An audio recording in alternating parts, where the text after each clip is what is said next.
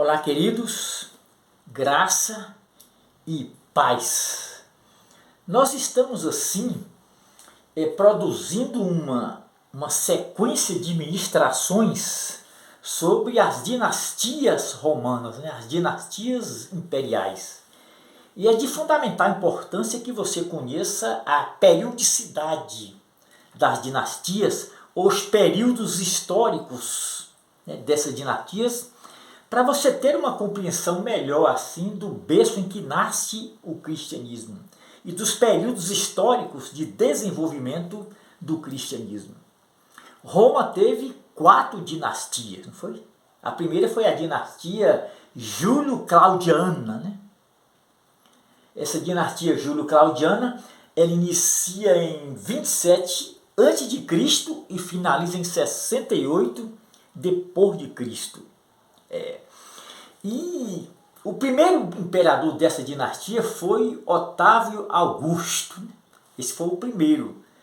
Foi o imperador que criou o principado. Né? Ele é chamado de Augustus, né? Quer dizer, o divino. Foi o imperador que se divinizou, que se deificou. E o segundo imperador dessa dinastia, Júlio-Claudiana, foi Tibério, né? Tibério César. Cristo nasce na gestão de Augustus e ele vai à cruz na gestão de Tibério, né? De Tibério César. E o terceiro imperador dessa dinastia foi aquele Calígula, né? César Calígula, o libidinoso, o obsceno, o pervertido, assim ele era chamado. E o quarto imperador foi o cruel, né? O cruel, o louco, chamado Nero. Foi esse camarada que desencadeou uma perseguição brutal contra os cristianismos. E na gestão de Nero ocorreram muitos martírios, né? Os cristãos eram tratados de uma forma muito degradante. Esse cara foi terrível, né? Nero. E ainda no primeiro século termina essa dinastia Júlio-Claudiana e inicia a dinastia Júlio-Flaviana. A dinastia Júlio-Flaviana inicia em 69, né? 69 e vai até 96, né? Aproximando ali o ano 100 da era cristã. E o fundador dessa dinastia foi um general romano chamado Vespasiano. Vespasiano é conhecido porque ele empreendia políticas públicas de construção de templos suntuosos, né? Mas vale salientar que foi Vespasiano que criou o Coliseu. Outro imperador dessa dinastia foi filho de Vespasiano, que foi o general romano chamado Tito. Tito é conhecido por ser o autor da diáspora judaica. É isso? No ano 70 da era cristã, Tito praticou um genocídio judaico. Ele exterminou 1 milhão de judeus. Esse cara foi, eu diria que um dos maiores, depois de Hitler, Adolf Hitler, ele foi o maior antissemita que o mundo já conheceu. Hitler exterminou 6 milhões de judeus. O general Tito exterminou 1 milhão de judeus. No ano 70 ele destrói a cidade de Jerusalém, o templo de Jerusalém, e pratica um genocídio judaico, daí a diáspora judaica, né? Também dessa dinastia, Júlio Flaviano, o irmão de Tito, filho de Vespasiano, foi o imperador Domiciano. Esse criou uma religião que leva o seu nome, né? O domicianismo. E foi esse cara que exilou João para a ilha de Patmos, aonde o apóstolo João escreveu o Apocalipse. Termina ali no primeiro século a segunda dinastia. Inicia uma terceira dinastia, né? a dinastia Nerva Antonina. Nerva Antonina, já no segundo século da era cristã. O primeiro imperador desta dinastia foi Nerva, né? E Nerva, ele foi um bom imperador. Ele não perseguiu os cristãos. Ele conseguiu consolidar a economia do Império Romano. Ele conseguiu resgatar a tranquilidade e a paz.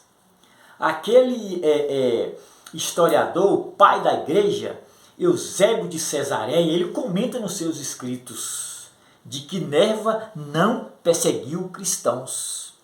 Não existe registros bíblicos nem evidências históricas de que Nerva foi um perseguidor.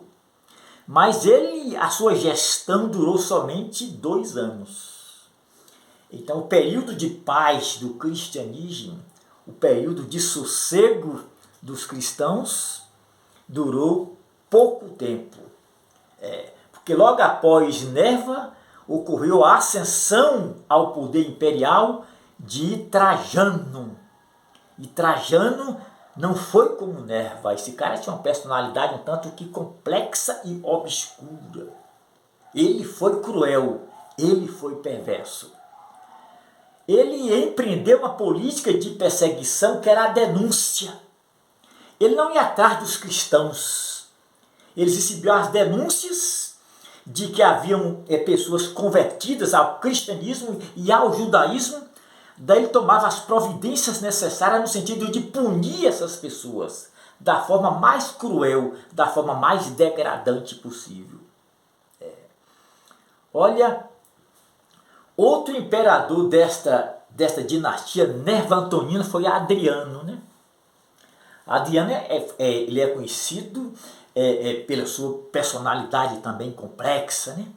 Ele também é conhecido pelo seu poder de retórica, né? Pela sua habilidade de falar em público.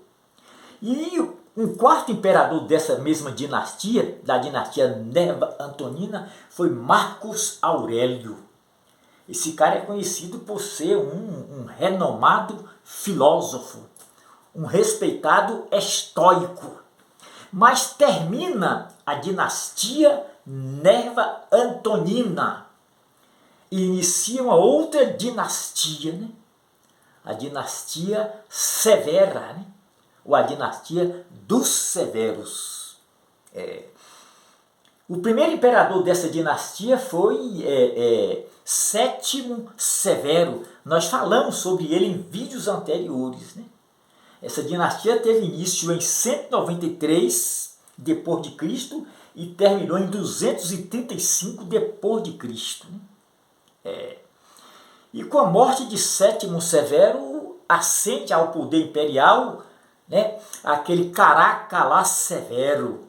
É isso? Que é conhecido pelo seu sadismo, pela sua paranoia, né? E depois de Caracalla Severo, ascende ao poder Alexandre Severo. Não é isso? Alexandre Severo.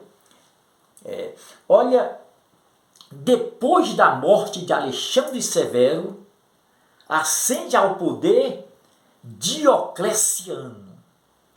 Esse cara eu diria que ele foi o mais cruel, o mais sádico de todos os imperadores.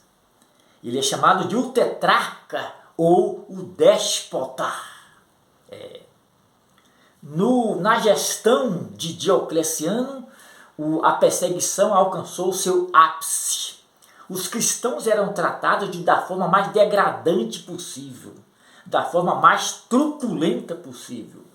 Vamos falar um pouco sobre os imperadores romanos?